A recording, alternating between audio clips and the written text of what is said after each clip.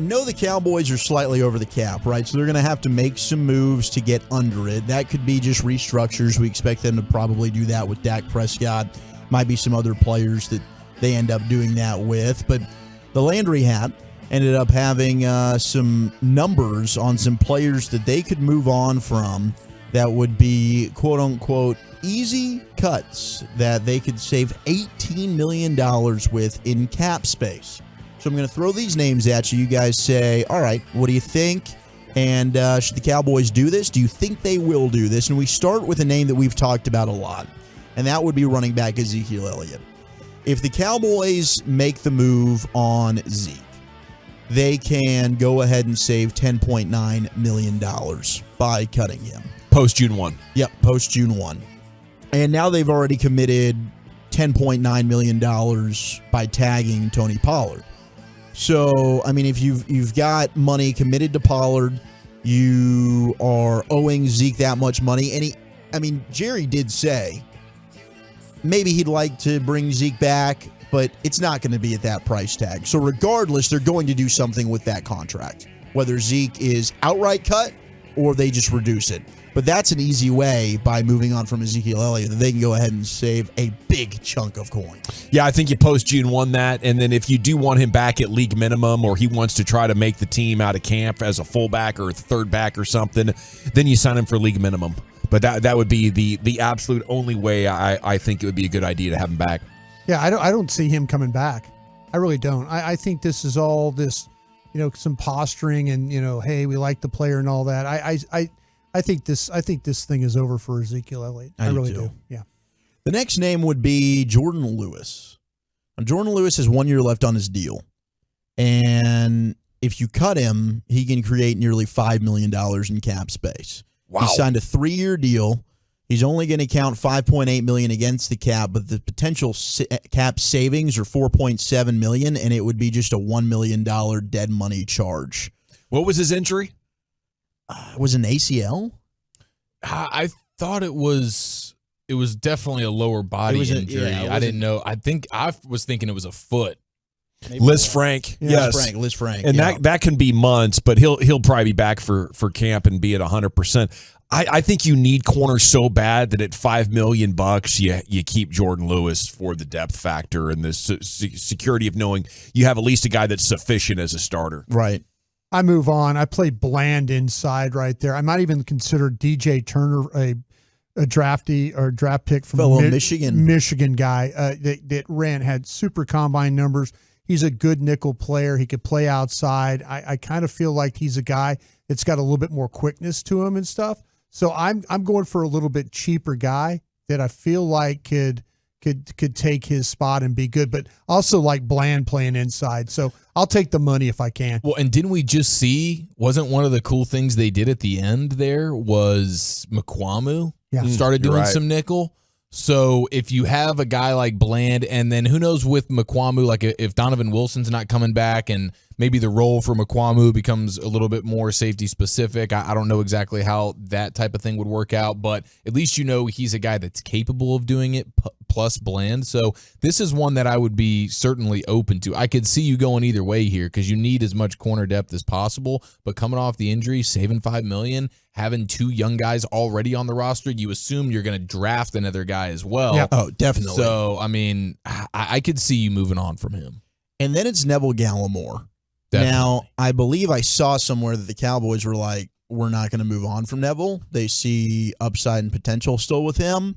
But D-tackle is still arguably one of the weaker positions on the Cowboys roster.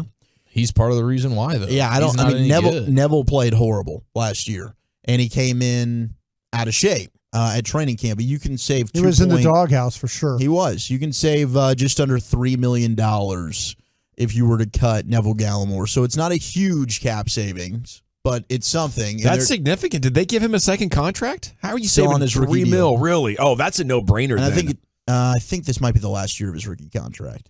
Yeah, I think that one is fairly easy for me. At $3 million, that's a significant chunk of change.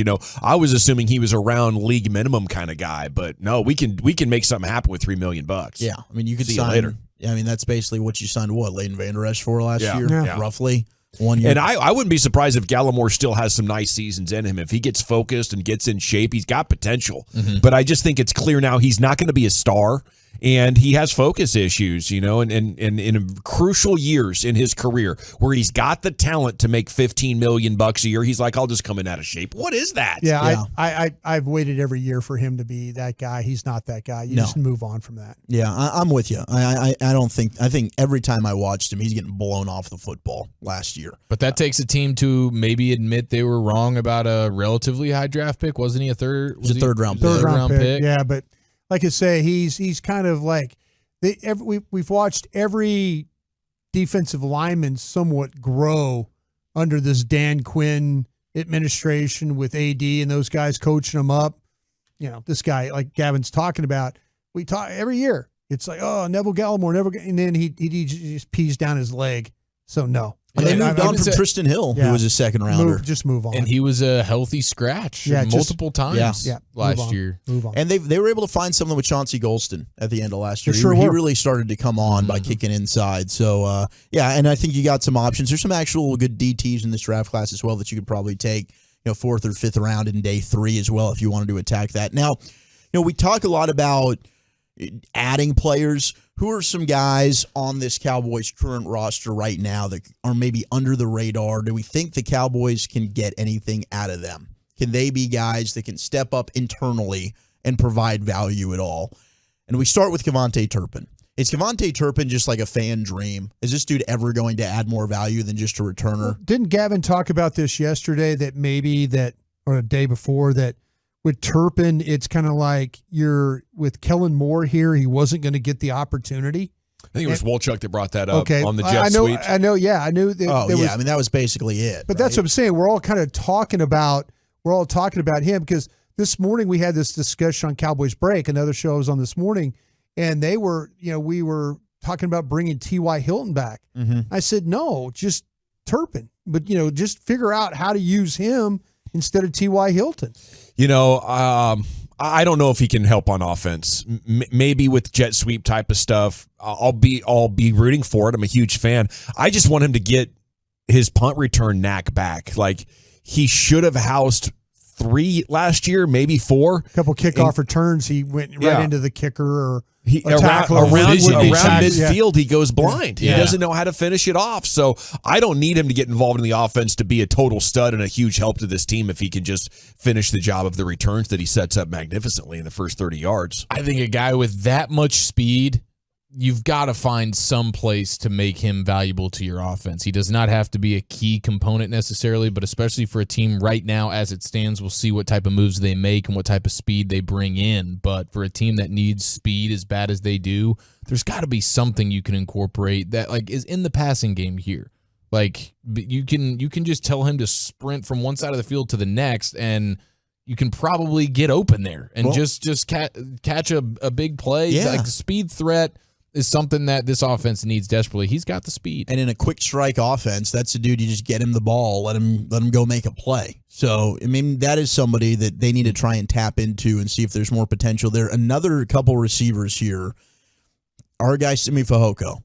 And he's going into probably a make-or-break type year. He's a former 5th-round pick. Cowboys certainly love their draft picks. He's entering year 3, 6'3", 220. He had a really good training camp last year. It seemed like maybe he was starting to come on, and then he had the injury with the shoulder, and they pretty much IR'd him for the rest of the year. But is this a year that finally Simi Fehoko takes on a bigger role within the offense, or is he a guy that it's just not going to pan out? He is going to be my Noah Brown. Because I'm not re-signing Noah Brown. I'm not bringing him back. So I need somebody, a bigger body that could potentially make some plays in games, but also play special teams. So I'm giving Simi Fehoko that opportunity. If in training camp he doesn't show the progress, show the ability to be the personal protector on the punt or any other thing, kickoff return, blocker, stuff like that, I'm totally moving on from him. But I'm giving him the role of Noah Brown since I'm moving on from Noah Brown. I think he's worth to keep working on because he's big and I think he's got good hands.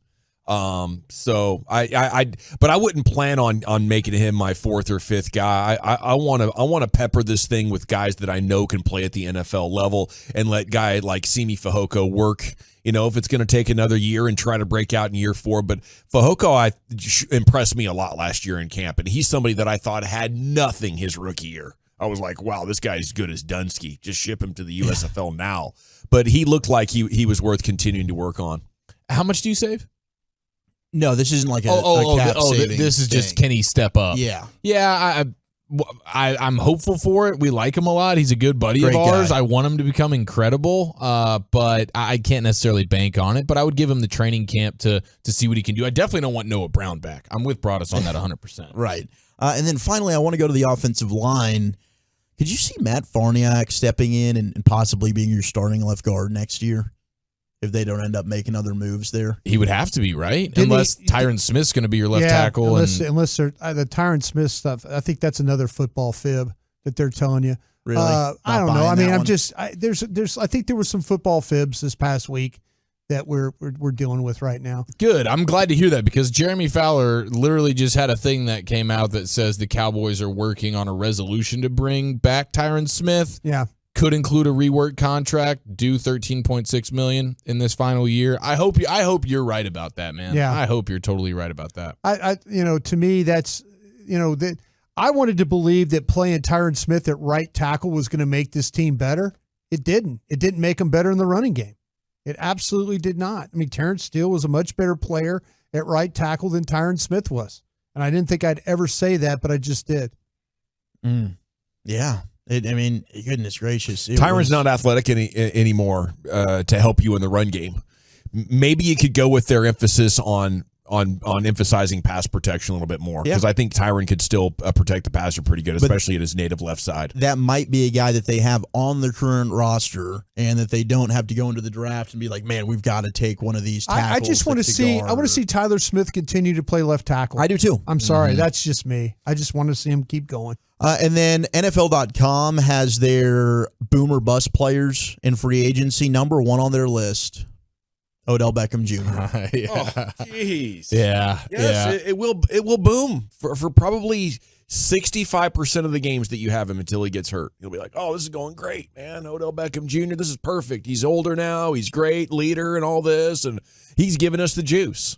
And then he'll get hurt. It's not even close to worth the risk. Well, Brian brought up something in the opening segment we should reset. What if it does come in under $10 million? But that would be respectful of the idea that there's a bust scenario here. Mm-hmm. The Cowboys appear to be heading strong into this pursuit of Odell Beckham Jr. once again, and I'm just not okay with it.